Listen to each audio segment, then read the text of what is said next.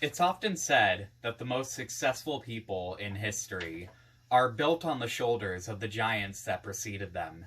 However, can anyone really find true success if they just let these giants carry them all the way to their goals? Oftentimes, history shows otherwise. Poet William Blake once said that no bird soars too high if he soars with his own wings. And truthfully so. Potential has no limit other than your own if you learn to fly without the help of others. However, to further analyze this quote, we'll first be looking into one of the most famous people in history that has had this quote apply to almost their entire life. Then we'll be looking into a story of my own where I learned that this quote can oftentimes be true. But then we'll be looking at, finally, how this quote can sometimes be a double-edged sword and be a detriment as much as it can be a helpful bit of advice. Now, one of the most prime examples of a person who almost lived this statement time and time again is that of musician Freddie Mercury, the lead singer of Queen. Freddie Mercury lived a lot of trial and error in his life with both the people he worked with in his career and the people he became romantically intertwined with, sometimes even both at the same time. The first example that really comes to show is Ray Foster, who was their Queen's initial producer.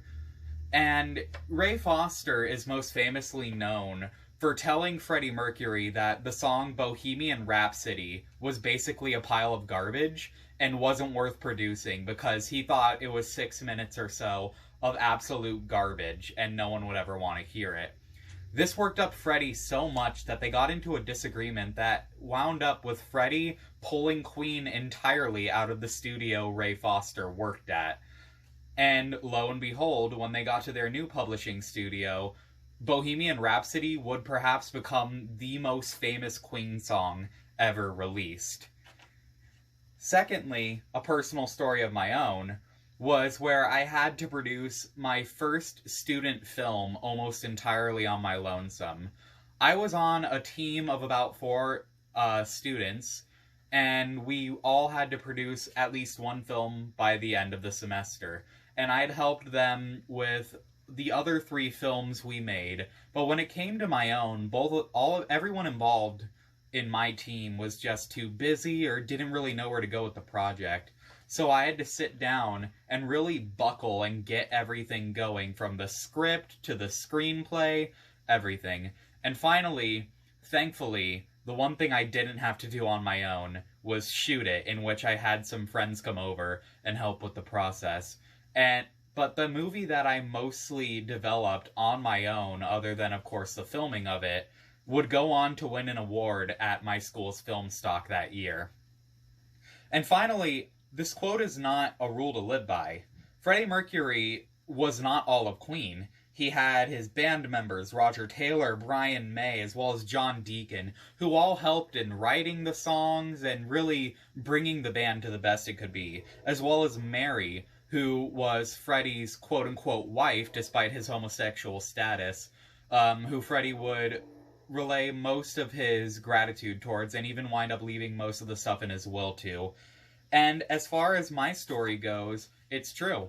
I did a lot of the work my own, but when it came down to making the movie, I had friends to come over and help me shoot it. I had my buddy Casey, who was the cameraman. I had my buddy Josh, who was the main character of the film. I didn't do all of it alone, and that really made the process so much smoother, because I don't know how I would have been able to shoot this thing all on my lonesome. And on that note, it's okay to fly with others. Just don't let them anchor you down and hamper your success. So today we looked at the quote from William Blake that shows that no bird can soar too high so long as he soars with his own wings. And we looked at some examples, such as Freddie Mercury and my own story of success in my film stock, that showed this quote being put into action, as well as reviewing how it's not always a bad thing to fly with the help of others, and sometimes it can really be the saving grace of a project you're passionate about. Thank you so much.